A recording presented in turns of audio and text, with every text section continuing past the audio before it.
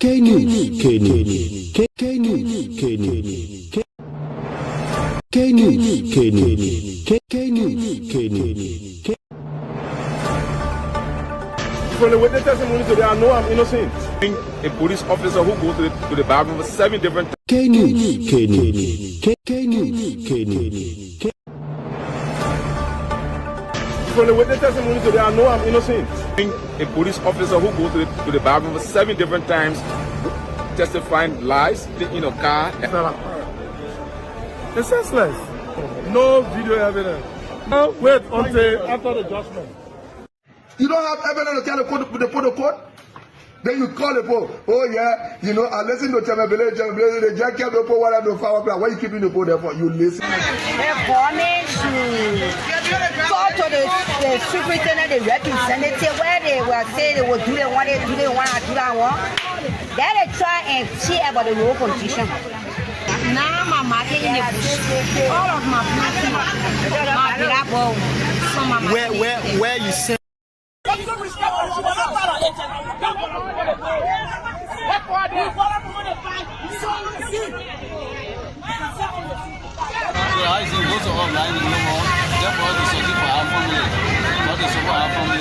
Embarrass us under the former President Weah regime. But since the government took over, we don't have freedom in real life. It's a big challenge for us as a motorcyclist. We've gone in real life to say we are failure or foreigners. First of all, I'm a product of the University of Liberia. I have my first degree from there. I have my second degree from there. The University of Liberia is the state-owned institution, the highest institution of learning in this country. So how does today make you feel, Kasala? To make me feel good that at least the truth prevail. We have recognition, and all along I was on the Truth and Reconciliation Commission. I mean, people call me and say, $10 million again? Well, what is that? What I did for this money? I didn't do anything. News and Current Affairs Department. $10 million is for the World Food Program. K-News comes to you from the News and Current Affairs Department of Cool 91.9. You can listen to K-News at 6 a.m., 2 p.m. and 6 p.m. every weekdays as we bring to you your news makers. K-News, K-News. Get all of the latest in the world of news. K-News, K-News.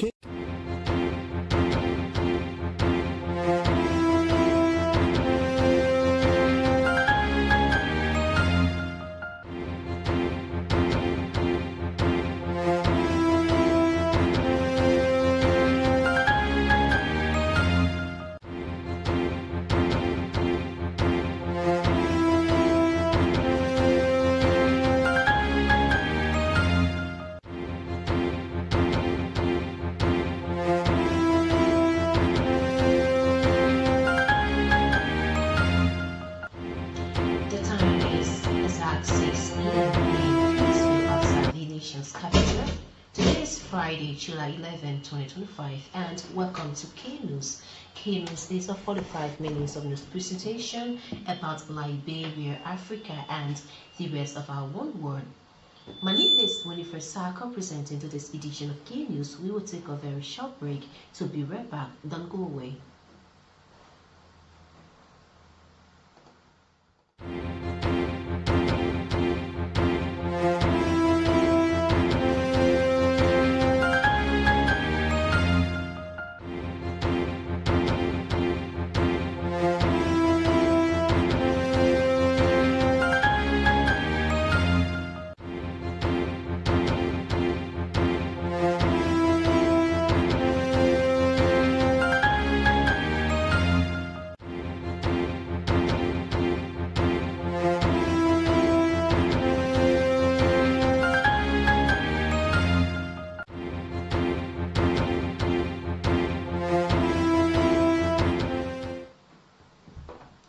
Welcome back. Let's now take our first development, where the Ministry of Gender, Children and Social Protection has officially dedicated a morning peace hut and cassava processing plant in Todi, district of Mosurado County. The initiative is part of the Girls and Young Women Take Action for Peace project, which is implemented by Plan International Liberia with funding from the United Nations Peace Building Fund. Speaking at the ceremony, Gender Minister Women Horace I'd like to mention that the agro-processing plant shelter, in advancing which symbolizes economic empowerment at the community level. She said the Peace Hut are not just structures but symbols of resilience, inclusion, and grassroots leadership, empowering women to lead dialogue, resolve conflicts, and support community development.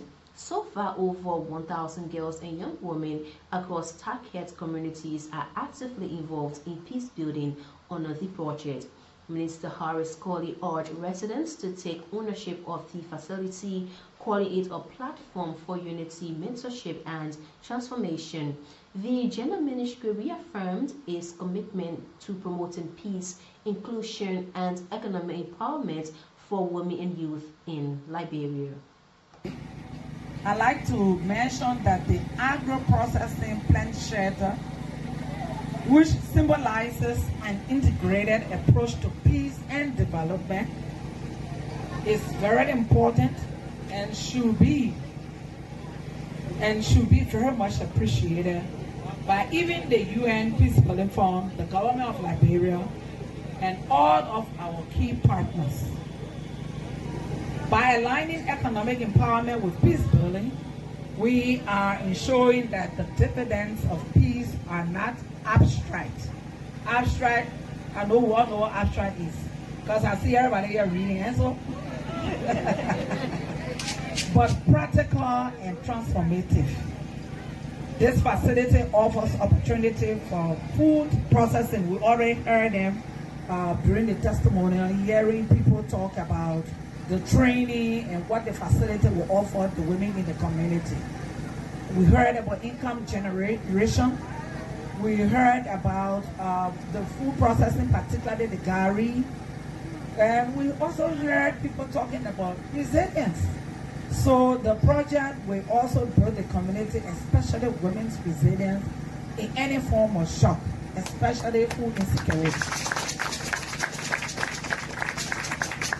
The agro-processing plant shelter is also a strategic investment in agricultural transformation. It addresses food security or food safety, value addition, and it reduces post-harvest losses.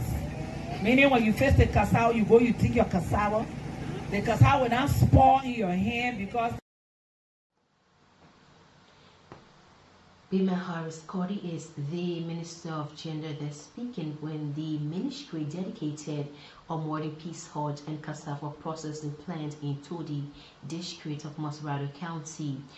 A new regulation of the Liberia National Police aimed at reducing traffic congestion in the densely populated commercial district of Red Light in Peaceville has enacted for creation of more tricycle riders.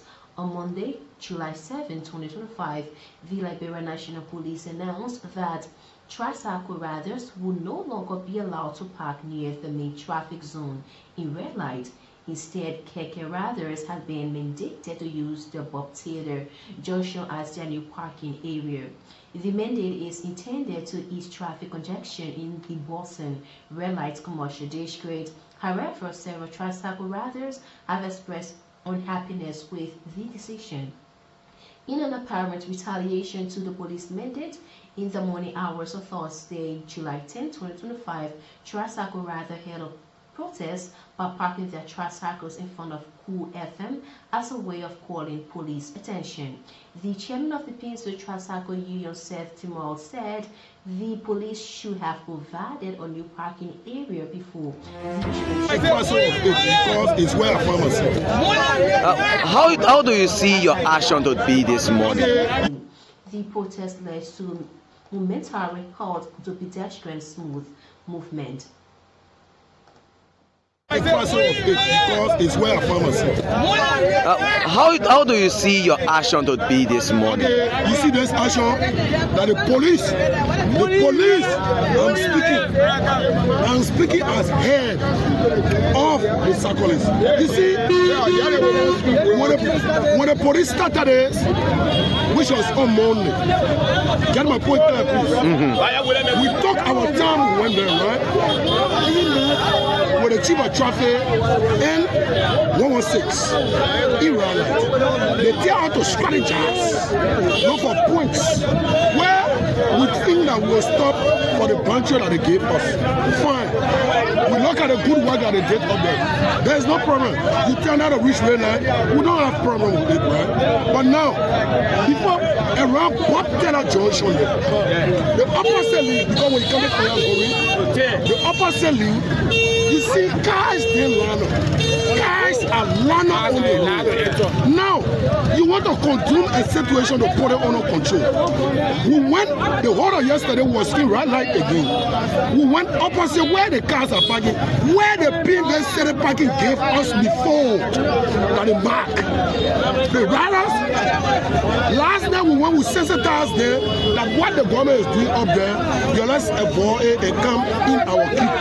This morning, we went to go for the queue. The commander in red light because he don't have a child, because he don't have a home, because he don't have that. Seth Timoris, the chairman of the Peninsular Tricycle Union, they're speaking to K News. The Africa Vector Group, in partnership with the National Investment Commission, has provided a comprehensive update on the 2025 Liberia Investment Conference, which is to take place at the EJS Ministerial Complex on July 15 to the 18th. The event is organized in partnership with the Office of Vice President Jeremiah Kuhn and the National Investment Commission. NOFA Ambassador William Anderson noted that the theme of the conference is partnering for conspirants. He stated that the conference is aimed at attracting private sector investors. Ambassador Anderson urged the government's entity and all citizens to take the initiative to support Liberia. The 2025 Liberian Investment Conference will take place this July 15th through the 18th at the Ellen Johnson Sirleaf Ministerial Complex in Monrovia. This national event is being organized in partnership with the Office of the Vice President, who leads this year, and the National Investment Commission, NIC. The theme of this year's conference is Partnering for Prosperity. This conference is not just an event. It is a strategic performance and a strategic platform that is designed to attract private sector investments in key sectorial areas. So again, the heads of government, or the Vice President office leads what we're doing this year. All agencies of government is involved. You see now the Ministry of Information. This is their contribution. They're talking to you, and we are now, NOVA is talking to you, and I, as the CEO of NOVA, I'm asking you, because the President has given me this task to organize. As you all know, I'm former Chief of Protocol. What protocol do? We organize the government, we organize the President. I am organizing my country as a private citizen now to say, let's come together, work together to build our country. So, special guest speakers will be at the conference. You know, you all will have a very nice time. It's a 3-day conference that is going to be very impactful, informative. So we're encouraging you, like last year, like you did. Come along, we'll have spots for you. As you all know, we'll feed you well, we'll take good care of you. All right, so come and let's build Liberia. The voice of Ambassador William Anderson there speaking. Former Liberian President Ellen Johnson Sirleaf has urged the Bwagai Kuhn Unity Party-led government to extend its national reconciliation initiative beyond the reburial of former leaders and honoring the memory of victims of Liberia's on Saturday, when President Bwagai, on behalf of apologize to all of those who've been hurt. We did it then, and it was done. It's just done again. Now, you may say you did it then, but it did it actually on Saturday when President administration to take practical approaches to rally the support of political, religious, and tribal leaders for a genuine reconciliatory draft that will serve the best interests of all the citizens. On Saturday, when President Boakai, on behalf of, apologized to all of those who've been hurt. We did it then, and it was done. It's just done again. Now, you may say you did it then, but did it actually, heal the wounds? Did it actually bring us together in the reconciliation? Are we not more at this time, our systems have fallen apart? But anyway, let's consider that a good step. And let's hope that now there can be follow-ups to make it real, to make reconciliation real. We still have a very divided society in so many ways, whether it's along political lines, whether it's on ethnic lines, whether it's on even, you may say, religious lines. Even that should not even be. But we do have those divisions, and it would take an extra effort on all the leaders to be able to bring it back. You cannot have a nation this divided and hope to achieve the goals that we have set in our agenda and in our vision. She's former Liberia President Ellen Johnson Sirleaf there speaking. And now to this development, as the much publicized July 17 protest approaches, renowned Liberian Excel political activist Martin Colley has called the government and organizers of the planned protest to collaborate to avoid a chaotic situation.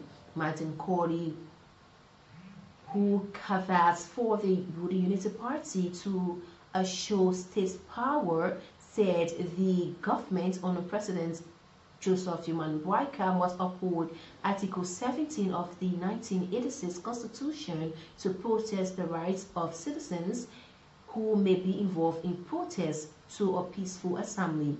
The Liberian Excel political activists urged the Boakai-Koon administration to endure the high-level tolerance for criticism and grievances against this regime. He further called on the government through the Liberian National Police and the lead protest organizers stand to ensure smooth coordination for a peaceful assembly to prevent potential clashes between state security and would-be protesters. Colley emphasized that protecting the rights of citizens to protest is part of the democratic principles of the state, but reminded the July 17 protesters to remain organized for their rights to express their disenchantment and disengage from provoking the free movement of others. The country is run by a constitution. We have to be clear about that.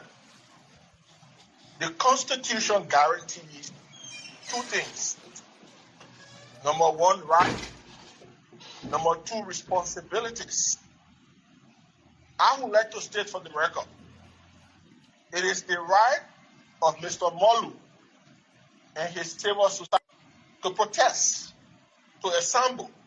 And that right is protected under Article 17 of the United Constitution. And the government of the day, the government of President Joseph Human Boakai, is under obligation to protect that right. Yesterday we protested. If protest was right yesterday, it is also right today. In fact, it is a core principle of our democracy. So it is the right of Mr. Molu and his group to protest. I will ask the police to collaborate with them, to coordinate with them in order for the protest to be peaceful. On the other side, Mr. Molu and his group also have responsibilities under the Constitution to ensure that the protest is well organized in order to not disrupt the free flow of traffic, because other people have rights to free movement. They have the right to assemble, other people have rights to free movement. So there's two ways, right? The police also have the responsibility to ensure law and order. They need to meet halfway to say, look, okay, we recognize your right to protest. However, we have to organize it in a way that normal activities are not disrupted. His political activist Martin Cody there speaking. The House of Representatives has received a report from its Joint Committee on National Security and Judiciary endorsing the establishment of the Liberia National Police Trust Fund. During Tuesday's plenary section, the House Chief Clerk Mildred Sayon read the committee's findings will support the creation of a dedicated and transparent and free on quote-unquote and act to establish the Liberia National Enforcement, Crime Prevention and Public Safety. The proposed law tacked to and act to establish the Liberia National Police Trust Fund of 2025 highlights long-standing logistical and operational challenges facing the Liberia National Police. The committee believes that sustainable and accountable funding is key to improving professionalism within the force. If enacted, the law will authorize funding from both government and international sources to be managed by a board of trustees under strict financial guidelines. Lawmakers said the initiative will reduce reliance on ad hoc budgetary support and ensure consistent funding for critical police services, training, and infrastructure. National Security and Judiciary on quote-unquote and act to establish the Liberia National Police Trust Fund of 2025. Background of the report. A bill titled quote-unquote an act to establish the Liberia National Police Trust Fund of 2025 was submitted to the plenary of the House of Representatives on June 19, 2025. The submission was done under the sponsorship of Honorable James M. Colette, Representative District 2, Bond County. In his submission letter, an argument on the floor, the sponsor of this bill entreated plenary to pass the bill into law, indicating that its passage tends to benefit the Liberia National Police in particular and the Republic in general. It is understood that when enacted into law, the instrument will function in supporting a range of law enforcement priorities, including improving police infrastructure, upgrading equipment, enhancing officer training and welfare, and boosting community policing initiatives. The proposed fund will also focus on strengthening intelligence gathering and emergency response capacity and function as a paramount autonomous entity with the authority to own assets, enter intercontinental police in particular, and the Republic in general. It is understood that when enacted into law, the instrument will function in supporting a range of law enforcement priorities, including improving police infrastructure, upgrading equipment, enhancing officer training and welfare, and boosting community policing initiatives. The proposed fund will also focus on strengthening intelligence gathering and emergency response capacity and function as a paramount autonomous entity with the authority to own assets, enter into contracts, and pursue legal actions as necessary. National Security. She's Chief Clerk Mildred Sayon there at the House of Representatives speaking. Representative Sumo Mopa of Moserado Electoral District 3 has called for a swift national response to rising insecurity in local communities, citing an overwhelming escalation in armed robbery and public safety threat during night hours. Addressing calls of John Lay's Representative Moba disclosed that he had officially communicated with the Inspector General of the Liberia National Police requesting urgent intervention in areas such as Johnsonville, Parkland, Jacobstown, Red Hill, Tuput and Barnersville communities. The District 3 lawmaker emphasized the need to introduce control no-go zone aimed at easing traffic and strengthening nighttime patrols. over 11,000 foreigners and other occupying positions that belongs to Liberians per the Article 45.1 of the Decent Work Act 2018. And they say should have been filled by Liberian citizens, but not yet. They are filled with foreigners. Are we considering the 500 graduates sent to the RG of the Liberian National Police for issue relating to high rate of armed robbery in community at night? It is essential to address the issue of protest for the sake of citizen safety and to focus on implementing no-go zone to facilitate another traffic flow. Additionally, attention should be given to the crime rate at night. Citizens have worked hard to start businesses only to be robbed at gunpoint with a rusty single barrel, and have every time people have taken away what belongs to them. I personally experienced this in Johnsonville, where some well-armed bike rider attacked another person on the street. Mr. IG, your efforts are appreciated, but more emphasis is needed on crime prevention during May 9th. Please visit Red Line, Johnsonville, Pipeline, Jacotai, Dupero, and Bannersville. Secondly, I feel very frustrated as a young person about how the youth of this country are taken for granted. Over the years, government have not decided enough effort to address the challenges faced by young people. Many talented youth who were held in school and participated in soccer league have now become drugs addicts. Some have become vulnerable in society due to unemployment.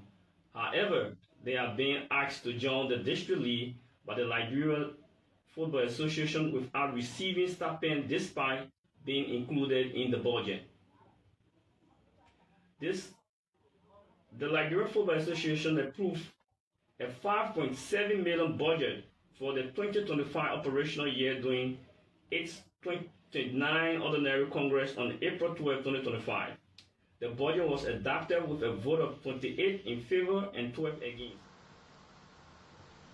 Meanwhile, Representative Morba has expressed deep concern over what he called the consistent neglect of young people by national authorities. He lamented the rapid increase in drug addiction, 1,000 foreigners and other occupying positions that belong to Liberia in community football league, but now victim to joblessness and substance abuse. Representative Morba criticized the Liberia Football Association for inviting district youth to join National League activities without offering employment or stipends, despite the Liberian $5.7 million operational budget.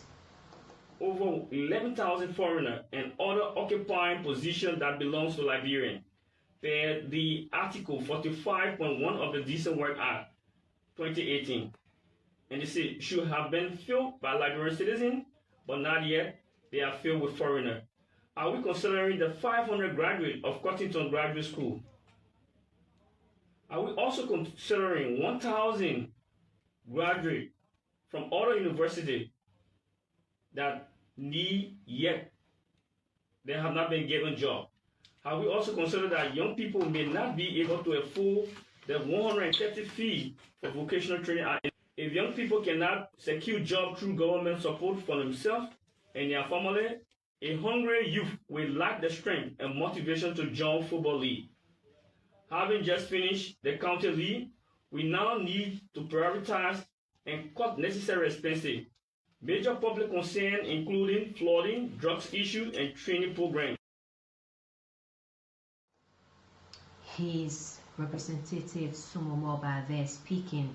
And out of this development, in a push to modernize Liberia's national identification system, President Joseph Boakai have officially set up a powerful national steering committee to implement a biometric ID card system. The President's July 5 directive confirmed that the project is a top national priority and will fully roll out by April 13 of 2026. The new committee, chaired by National Security Advisor Samuel Woods, brings together major institutions including the Internal Affairs, Foreign Affairs, LTA, Central Bank, Election Commission, and the President Delivery Unit. President Bouaga ordered that the Austrian firm OSD International will stay on as vendor. The Liberia Chief Executive stressed that the system is critical to fighting fraud, improving elections, and giving citizens easier access to banking and public services. The House Committee on Ways, Means, Finance and Development Planning has commended several government functionaries for what the committee has termed as strong contributions to national revenue collection. The committee presented the first quarter of the 2025 Revenue Performance Report with detail of a new loan agreement between the Republic of Liberia and the African Development Bank, as well as the African Development Fund. The agreement aims to provide institutional support to enhance domestic revenue mobilization and advance reform initiative. Maryland County Electoral District 1 Representative P. Majure also addressed ongoing challenges facing the Liberia Revenue Authority. This is a crime in the opinion of the committee. Once you are withholding, your role as a withholding entity is not different from during the hearing that the committee has discovered that several government employees are not paying income taxes, which he describes as a violation of the law. He called on members of the House of Representatives to take matters seriously and to implement appropriate measures.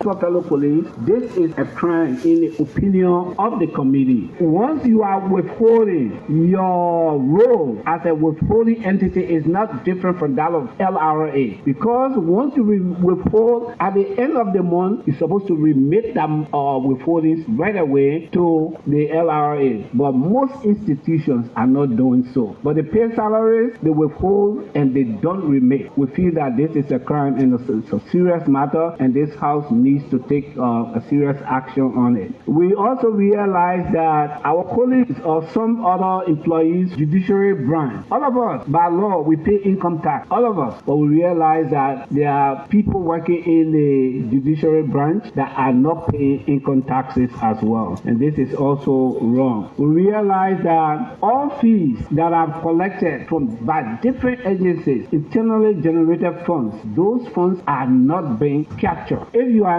running a hospital, for example, and you collect registration fees, or if you are in a court and they pay or fines or all of these fees, all of them should be put together, captured, and used by your entity. The percentages that are used should be captured so that this can be counted against you in your budget, but we carry up or increase the budget for the year. These things are not being done. We also realize that in some of the legislation that we have passed before, there are ambiguities.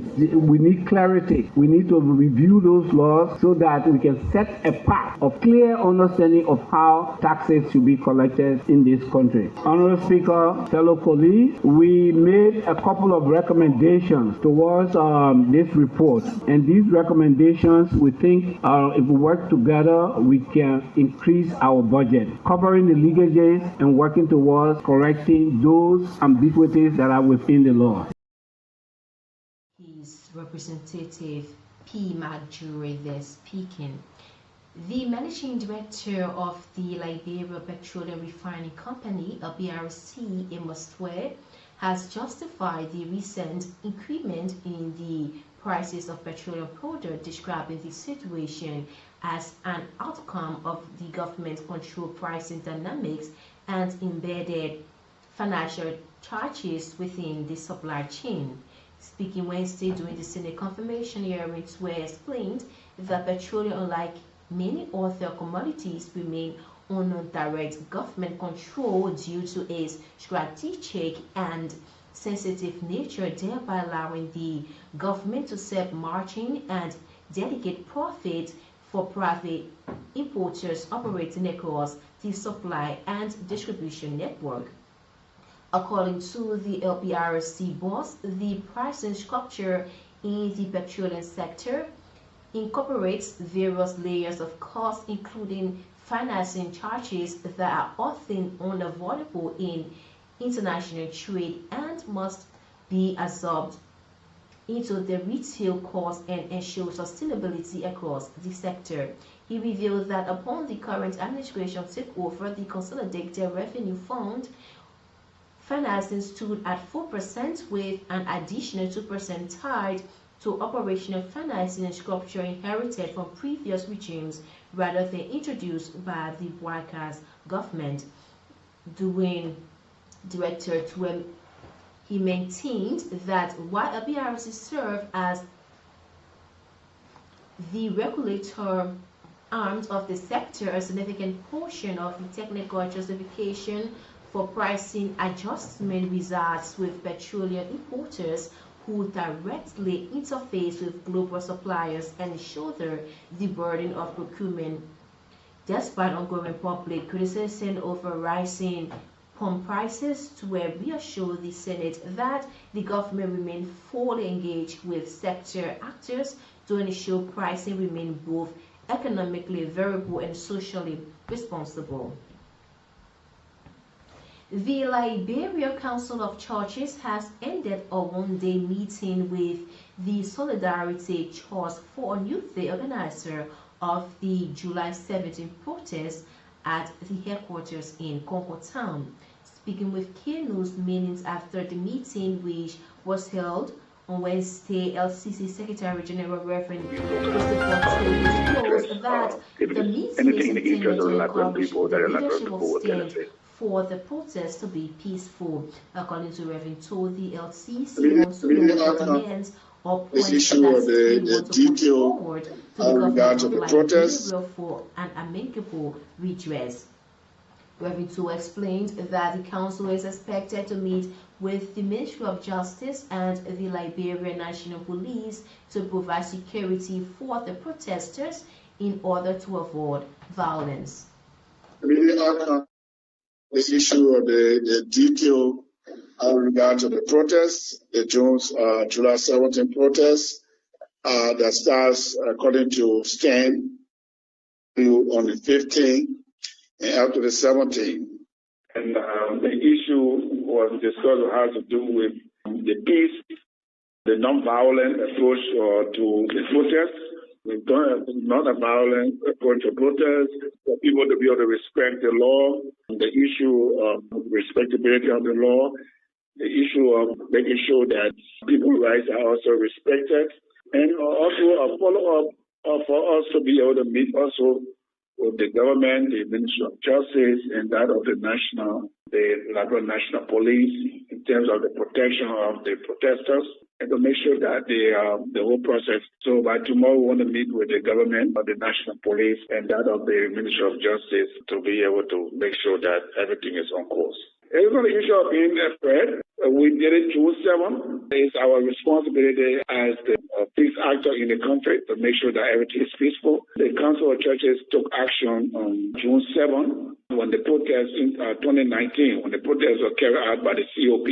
And we did like manner. We met with the COP. We also met with the government. And we make sure that the necessary acts were put into place so that the protest was not violent. Although we don't have the mindset of people, but we make sure that those who are carrying out the protest, their process is non-violent.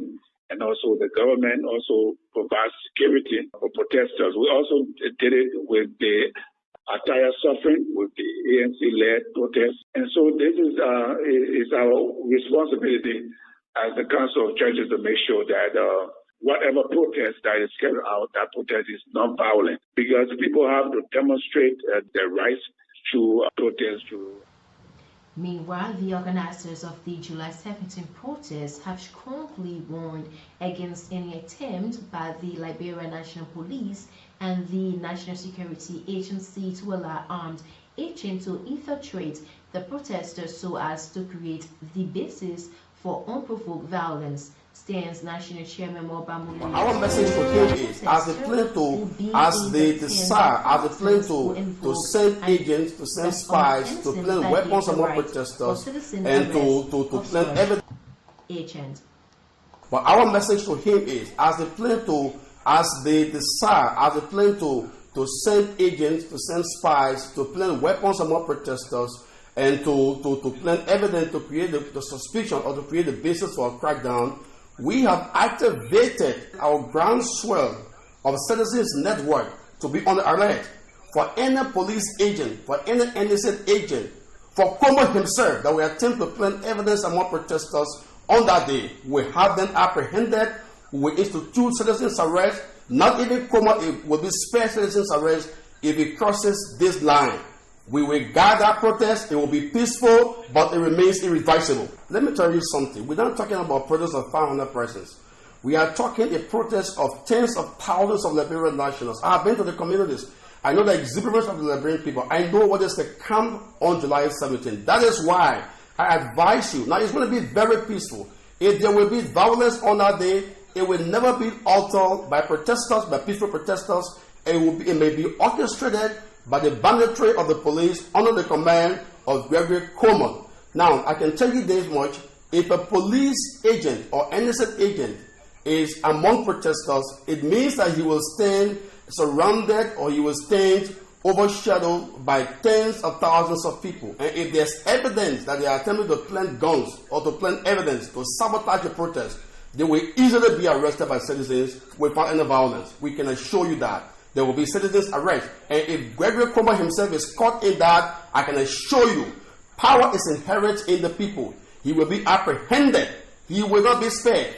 Anyone that crosses the red line, to want to plant evidence among protesters, to want to create the assumption or to create a scenario that there are guns among protesters so as to kill innocent protesters or peaceful protesters, we will ensure our citizen arrest mechanism by our network of citizens will be initiated to keep our people safe and to make sure there will be no brutality on the day of this protest, because it's about this country. Liberia has come a long way for almost 200 years to continue to go down the drain of misgovernance and corruption. His 10th National Chairman Moba Molo there speaking. Well, if you're just joining us, there's a reminder that you are listening to K News at 6 or 45 minutes of news presentation. That brings you the actual voices of the newsmaker here on the station. We are also live on our Facebook page at Cool TV and our YouTube page at Cool Channel 2, or on our website www.knews.com for online radio. My name is Winifred Sakop. Keep following us as we bring you more local and international development. Let's now bring you this development here, where the leadership of the disbanded and demobilized personnel of the Armed Forces of Liberia is asking the community against being part of any protest against the government of Liberia. The chairman of the disbanded and demobilized army personnel, retired Major Larry Jala, said, as veterans, their loyalty is to the constituted authority and not to engage in lawlessness. Addressing a press conference, Major Jala said veterans are not politicians, and as such, they should leave political protests to political parties and politicians. The group appealed to President Boakai and Commander-in-Chief to appoint the new management team for the National Bureau of Veteran Affairs. According to retired Major Jala, such a move will allow retired Army officers to begin the implementation of segments of the government's arrest agenda for inclusive development. It has come to the attention of the leadership of the veteran community that there is a planned protest scheduled for the 17th of July 2025 by some members of the opposition community in Monrovia against the constituted government of the Republic of Liberia. While veterans have the constitutional right to express their views on public issues, their participation in political protests or rallies is subject to specific restrictions as per the UCMJ, not to undermine the state as well as the government and constitution of Liberia. As former officers and enlisted personnel of the Armed Forces of Liberia, we too, like other Liberians and foreigners alike, pay the utmost price for the durable peace we are enjoying today in our country. Civilians as well as soldiers, police, immigration, SSS, now EPS, and other security personnel died to bring peace to Liberia. Meanwhile, the leadership of the veteran community extends thanks and appreciation to the Board of Directors of the National Bureau of Veteran Affairs, Republic of Liberia, for spearheading the vetting of veteran candidates for onward transmission to the President of Liberia, His Excellency Joseph Yuma Boakai Sr., Commander-in-Chief of the Armed Forces of Liberia, for appointment to various positions within the National Bureau of Veteran Affairs. Finally, as we strive to place the Bureau on par with other government agencies based on integrity and performance, it is the hope of the leadership that veterans accused of alleged corruption in the past will not be considered. The maxim of the President for no business as usual must be of paramount importance in this case. We commend President Joseph Yuma Boakai Sr. for mustering the courage to apologize to all Liberians and foreigners alike who endured the civil wars. We veteran community also thank the President for the burial and reburial of our past leaders, including our former First Lady, Mother Nancy Bone Doe. The courage to do what our current Commander-in-Chief did will be remembered forever. As veterans, we will continue to be loyal to the government in power and will also continue to work under the authority of the Ministry of National Defense whenever our professional expertise is required. His former Major Larry Jala there speaking. The senior advisor of the Director General at the Center for National Documents and Record Agency has called for sweeping reforms in the country's education system. Ebenezer Bobo emphasized a lecture in the 7th grade doing 14 subjects, 17 subjects. Speaking with K-News, Bobo urged that the current education structure is overloaded with too many subjects, which he believes hinder students from focusing on their future careers at an early age. He maintained that the number of subjects that students are made to study is too burdensome, stressing the need for complete reduction that allows students to concentrate on careers path beginning from 7th grade through to high school graduation. You got a lecture in the 7th grade doing 14 subjects, 17 subjects. I think it's illogical.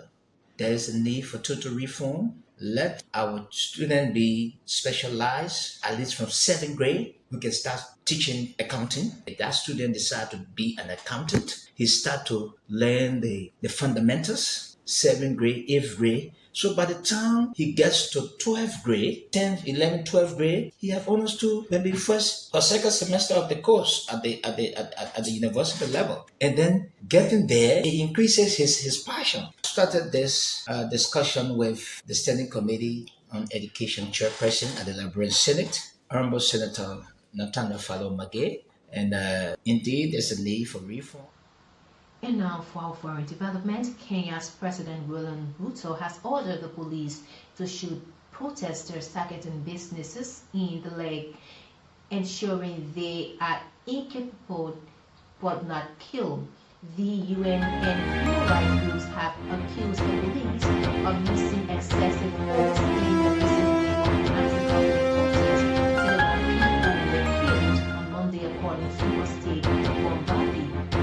Anybody got buried another person's business or property should be shot in the leg, hospitalized and later taken to court. Not killed and one shoot their legs at the said the president before the police. Political rallies against sponsoring and using violent protests and unlawful means to forcefully remove people from power. Well, on that note, this is how we draw